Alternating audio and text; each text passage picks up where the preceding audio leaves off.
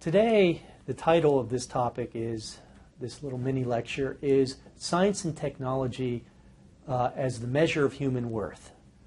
That sounds a little bit highfalutin, perhaps a little bit stuffy and academic-like, but let me explain this concept. I derived this idea, which is connected to the subject matter of this course, from a book I had to read as a graduate student. This book was written, you don't need to remember this name, but the book was written by a guy named Michael Ades, and it was called Machines as the Measure of Man. And for me, it was a real eye-opening book. One of the most, I think, interesting and influential books that I had to read out of the many hundreds of books when I was a graduate student. And the basic idea of this book was to look at European encounters with non-Europeans from the 16 and 1700s all the way on up to through the end of the 20th century. And one of the argument of this book is that as Europeans gained more confidence in their ability to use science and technology to control the world, to manipulate it, they gained an increasing sense that the value of a human being was to be measured by that human being's control, understanding, and dominance of science and technology.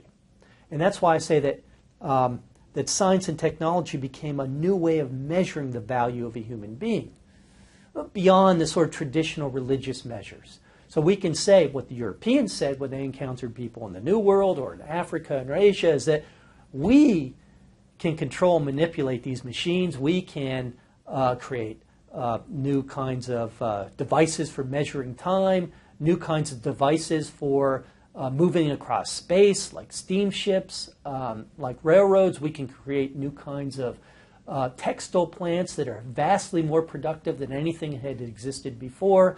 We can produce new kinds of weapons, applying science and technology, and everyone else in the world can't. So not only does this science and technology prove, if you're one of these Europeans, that give you the physical ability to control other people, it also gives you the belief that you are superior to them precisely because of that physical control that you have acquired. So that's the basic argument of this book that I talked about, Michael Ades' Machines as the Measure of Man. Quite literally, your ability to master the machine and to manipulate it represents your worth as a human being. Now, I don't know if you can relate to this in your personal lives, but I certainly can. We have this measure very much embedded within our own culture.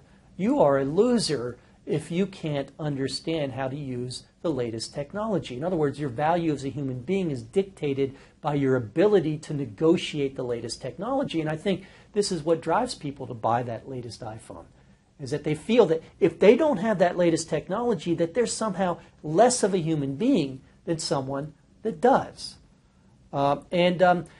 It's a very subtle, but I think a very insidious way of measuring, new way of measuring a human being that degrades all other possible ways of measuring a human being. And it's hard to resist, because if you say, no, I don't need that new technology, people are going to think that you're a loser. And you're going to be ostracized precisely because you don't seem to be on the train or the rocket ship of progress moving into that future. You seem to be left behind in this world that is moving off into this utopian future that's going to be a better place. So keep in mind the creation of a new way of measuring the value of a human being that is connected with mastery of science and technology. This also applies at a kind of macro level. What I mean by that is not only do individuals begin to buy into this notion that you have to master science and technology to be better, but nations begin to do this as well. European nations, and now generally throughout the globe, measure their value in the geostrategic sort of political world that they inhabit on the basis of whether or not they have mastered the latest technology. Getting into space, producing nuclear weapons, having nuclear power plants. These are all measures of worth in the international political world. When Iran wants to get a nuclear bomb, when Iran wants to get nuclear power, It's not simply because it wants to blow up Israel. That might be the case. We don't know.